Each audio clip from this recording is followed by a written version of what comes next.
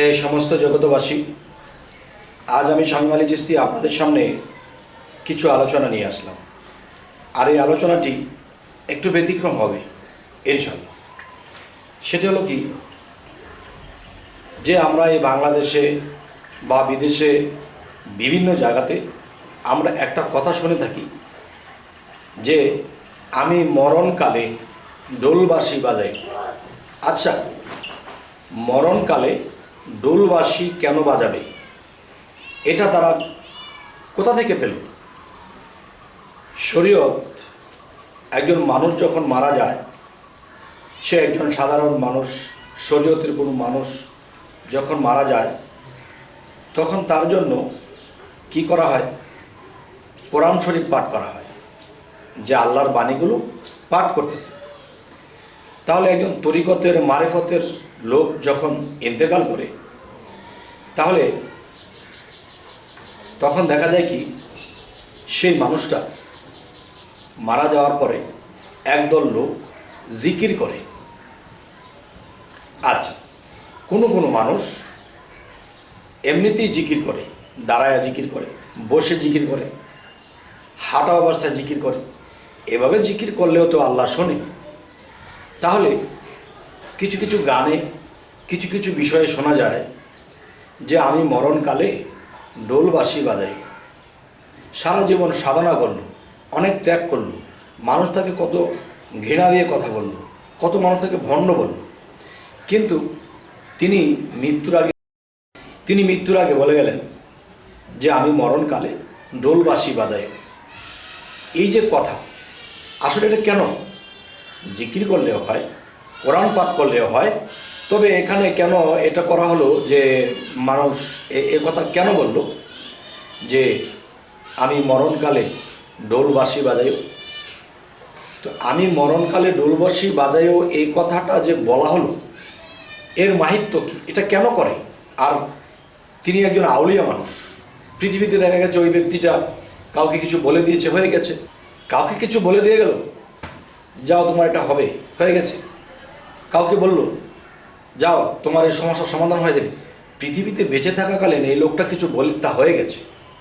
তাহলে এমন একটা জ্ঞানী, এমন একটা ব্যক্তি এমন কিছু কথা বলে গেল যে আমি মরণকালে ডোলবাঁশি বাজাইও, এর মাহিত্য কি?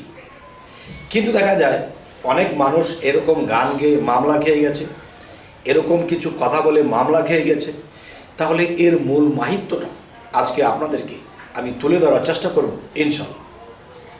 দেখেন, আমিও কিন্তু তরিকতের জগতে আছি। হাজার হাজার ভক্ত আমাদের এখানেও আসে, মানে। এবং খাজা মঈনুদ্দিন চিশতিকে তার জীবনীতে দেখা গেছে কি, খাজা মঈনুদ্দিন চিশতি যখন বড় পীরের বাড়িতে তিনি নিমন্ত্রণ হিসেবে গেলেন, 2-3 দিন থাকলেন, তাকে ভালো মন্দ খাওয়ানো হলো। কিন্তু দেখা যায় এই যে ভালো মন্দ খাওয়ানো হলো, তারপরেও কিন্তু দেখা যায় কি হলো, যে তিনি বলতেছে আমাকে 2-3 দিন ধরে আপনি না খাইয়ে রেখেছেন, আমি কিছুই খাইনি। আরে এটা কি, তোমাকে মোরগ পোলাও এটা সেটা খাওয়ানো হলো, আর তুমি বলতেছো তোমাকে খাওয়ানো হয়নি। দেখেন, আমার আত্মার খোরাক হলো গান। আর যে গানের মধ্যে আল্লাহ ও রাসূলের কথা, আউলিয়াদের কথা বলা আছে, তাদের দুর্দশা, তাদের কথা, তাদের ঘটনাগুলো গানের মধ্যে বেশি ওঠে। আত্মতত্ত্ব, সৃষ্টিতত্ত্ব, বিভিন্ন তত্ত্ব কথাগুলো এখানে তুলে ধরা হয়েছে। আর সেগুলো শুনলে মন নরম হয়, আল্লাহর প্রতি মনটা রুজু হয়। তবে হ্যাঁ, গান হারাম। একটি কথা বলা হয়েছে গান হারাম। সেটি কোন গান? যেই গান শুনে মানুষ মদ্যপান করে, নর্তকী নাচায়, অশৃঙ্খল যেই কথা, সেগুলো আল্লাহর পছন্দ নয়, উলিয়াদের পছন্দ নয়। আর যেই গান শুনলে আল্লাহ ও রাসূলের কথা মনে পড়ে, চোখ দিয়ে অধরে পানি ঝরতে থাকে, সেই গানের কথাই কিন্তু বলা হয়েছে। আচ্ছা, তো এখন বলবো, মরণকালে ডোলবাঁশি বাজাইও, এটা কেমন কথা? মরণকালে ডোলবাঁশি কেন বাজাবে? দেখেন, মঈনুদ্দিন চিশতি ভারতে আজমির শরীফ যার নামে, তিনি কিন্তু পৃথিবীতে যতদিন বেঁচে ছিলেন, তিনি কিন্তু গান বাজনা করেছেন এবং গানের তালে তালে তিনি জিকির করতেন। আর এই জিকিরটা তার আত্মার খোরাক। তো এখন কথা হলো, দেখেন, একজন আল্লাহর ওলি যিনি পৃথিবীতে অনেক সাধনা করেছে, অনেক জিকির করেছেন, ডোলের তালে বাজনার তালে তিনি জিকির করেছেন।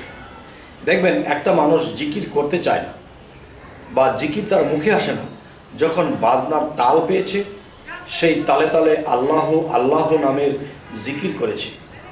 তো আজকের যে কথাটি আমি আপনাদেরকে বলবো, একটা আত্মা যখন মানুষের দেহ থেকে বের হয়ে যাবে, তখন একজন মানুষ যখন মৃত্যুবরণ করে, সে কিন্তু বলতে পারে না আমি কি মৃত্যুবরণ করেছি কিনা। তখন সে মৃত্যুর পরে তাকে যখন আবার আল্লাহ জীবিত করে, তখন কিন্তু সে বলতেই পারে না আমি কি মারা গেছি, বোঝা যায় না।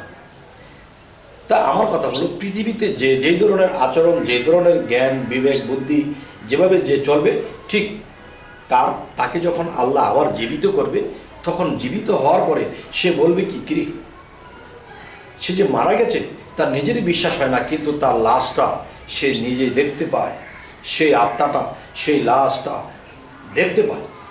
তখন কি হয়,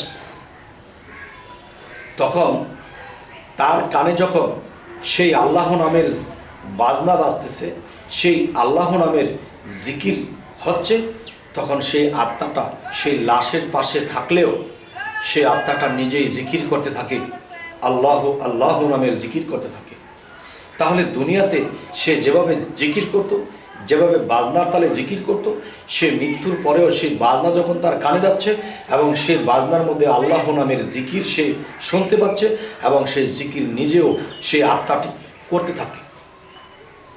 তাহলে আজকের আলোচনা এই জিনিসটি বোঝানো হলো যে একজন কামেল ব্যক্তি, একজন সাধক ব্যক্তি যখন মৃত্যুবরণ করে, দেখেন এর আরেকটা নাম হলো কি, এর আরেকটা নাম হলো যে ইন্তেকাল করা। আর ইন্তেকাল এর বাংলা শব্দ কি? এর বাংলা শব্দ হলো আড়াল হওয়া। তার মানে সেই দেহ থেকে বের হয়ে তিনি সকল মানুষের চোখে তিনি আড়াল হয়ে গেছে। কিন্তু তিনি যদি সকল মানুষের চোখে তিনি আড়াল হয়েও যায়, তারপরেও কিন্তু তিনি আড়াল থেকে সবাইকে দেখছে, কেউ তাকে দেখছে না। এটা আমার নিজের জীবনের কিছু প্রমাণ আছে, যা আপনাদের সামনে উল্লেখ করা সম্ভব নয়, আর এটা উল্লেখ করলে সকলে বুঝবে না। তো আজ আমি বলবো, যারা যেই সাধক, যেই অলিয়ারা মৃত্যুবরণ করেছে এবং মৃত্যুর পরে তার লাশটাকে সামনে রেখে যে জিকিরের তালে বাজনার তালে জিকির চলেছে, তখন সেই আত্মাটিও সেই গানের তালে জিকির করে এবং সবাইকে দেখছে, সবাই আল্লাহর নামে জিকিরে রত। তাল এমন একটা জিনিস, দেখবেন আপনি যখন 10 জন মানুষ মিলে যখন জিকির আজকার করবেন, তখন দেখবেন যে আল্লাহ সকলে সমানে সমানে বলছে। মানুষ যখন নামাজও পড়ে, সবাই একাত্রভাবে শ্রদ্ধা দিচ্ছে, একাত্রভাবে রুকু দিচ্ছে, এটাও কিন্তু একটা তালের মতো সমানে সমানে যাচ্ছে। একটা হচ্ছে শব্দ তাল, একটা হলো ভঙ্গিমার তাল। আপনি হাত নাড়িয়েছেন, সেও নাড়িয়েছে, আপনি কথা বলেছেন, সেও বলেছে। বাহ্যিকভাবে যদি দেখা যায় একটা গজল গাইতেছে, তো 5 জনে মিলে গজল গাইতেছে, কিন্তু এদিক সেদিক নেই, একবারে মিল রেখে। ঠিক বাজনার তাল যখন সেই জিকিরকারী, সেই সাধক, সেই আউলিয়া যখন সেই বাজনা তালে জিকিরের শব্দ পাবে, তখন সেই আত্মাটাও জিকিরে মশগুল হয়ে যায়। তখন আল্লাহ দেখতেছে পৃথিবীতে সে যেভাবে জিকির করেছিল, আমার নাম ডাক করেছিল, ঠিক মৃত্যুর পরে সেই তালে তালে, সে বাজনার তালে সে আমার জিকির করতেছে। তাহলে মৃত লোক তো কোরআন তেলাওয়াত করলে শোনে না, তাহলে তার সামনে কোরআন পাঠ করা হয় কেন? শরীয়ত কিন্তু এটা করছে, কি বুঝে করে? তার মানে তার আত্মা এখনো দেহের থেকে বের হয়েছে, কিন্তু সে কিন্তু চলে যায়নি,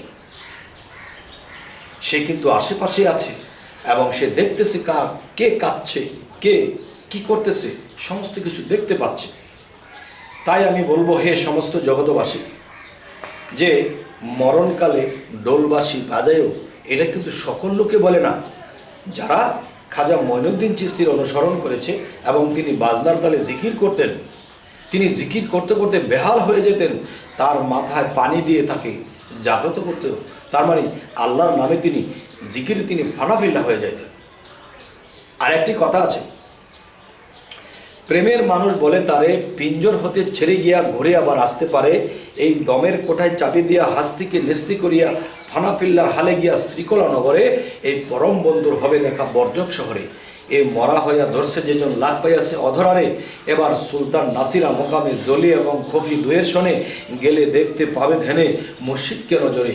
আপনাকে হারাইলে পাওয়া যায় মাসুকেরে, এবার মসজিদ রূপ মিশিলে পরে তারে দেখিতে পারে, আরো শীতে ছবির মতো নিরঞ্জন কয় তারে। তবে হে সমস্ত জগতবাসী, আজকের আলোচনার মূল কি বলা হলো? মরণকালে ঢোলবাসি বাজায়। তার মানে পৃথিবীতে বহু তরিকতের লোক তারা বাজনার তালে আল্লাহ নামের জিকির করত, আর জিকিরে তখন দুনিয়াদারি ভুলে যাইত। সেই জিকিরের তালে তিনি দুনিয়ার কথা, অর্থনীতির কথা, সংসারের কথা সমস্ত কিছু ভুলে যাইত। আর ভুলে গিয়ে তখন সে জিকির করত এই বাজনার তালে। আর সেই স্বভাবটা মৃত্যুর পরে রয়ে গেছে। সেই বাজনার তালে সেই আত্মাটাও জিকির করতে থাকে। সেই আত্মাকে যদি জিকির করিয়ে দেওয়া যায় তাহলে তার কি সুফল হবে না কুফল হবে, এটা আপনারা বলবেন। এখন আমি যে কথাটি বলবো সেটি হলো, দেখুন যে আল্লাহকে মানুষে একভাবে খুশি করে না। দেখেন, নামাজ পড়া হয় এটাও কিন্তু সালাত, জিকির করে এটাও কিন্তু সালাত, আল্লাহকে খুশি করার জন্য একটা ত্যাগ করেছে সেটাও কিন্তু সালাত, সাধনা করতেছে এটাও কিন্তু সালাত। আর সাধনার কথা অনেক শরীয়তের লোকে বলে থাকে, সাধনা আবার কি? আর এই সাধনার কথা আল্লাহ সূরা ইনসিরা এবং সূরা সাফফাতের মধ্যে আল্লাহ বলেছেন, যারা আছো তোমরা, যারা আমার পথে সাধনায় আত্মনিয়োগ করো আমি তাদেরকে পরিচালনা করব। আবার বলেছে, তোমরা যখনই অবসর পাও সাধনা করো। তাহলে পৃথিবীতে সাধনকারী আছে, নামাজকারী আছে, জিকিরকারী আছে, কাউকে আমরা ছোট দেখতে পারবো না। দেখেন, কেউ ইঞ্জিনিয়ারিং পড়ালেখা করেছে, কেউ ডাক্তারি করেছে, কেউ বিজ্ঞানী করেছে, কেউ হিসাব বিজ্ঞান করেছে, পড়ালেখা করেছে, সবাই কিন্তু লক্ষ লক্ষ টাকা কামাই করে, কিন্তু পড়ালেখার সাবজেক্ট কিন্তু আলাদা, কিন্তু কামাইছে কি টাকা। তাহলে আল্লাহকে লাভ করতে যাই অনেকগুলো পথ আছে। কেউ জিকিরের মাধ্যমে আল্লাহকে সন্তুষ্ট করেছে, কেউ নামাজের মধ্যে সন্তুষ্ট করেছে, কেউ আল্লাহর জন্য ত্যাগের মাধ্যমে কেউ কেউ আল্লাহকে খুশি করেছে। তাহলে সবটাই সালাতে পরিপূর্ণ। কেউ মানব সেবা করেছে, এতিমের মুখে খাবার তুলে দিয়েছে, সেও কিন্তু একটা সালাতে গণ্য আছে। তবে হে সমস্ত জগতবাসী, জানি না আজকের এই আলোচনা আপনাদের কেমন লাগলো। যদি ভালো লাগে জানাবেন, যদি খারাপ লাগে তবু জানাবেন। আর এটাও বলবো যে আমাদের চ্যানেলটি যদি ভালো লাগে সাবস্ক্রাইব করে নেবেন, যদি ফেসবুক হয় অবশ্যই ফলো করে নেবেন। তো সকলে ভালো থাকবেন। আল্লাহ হাফিজ।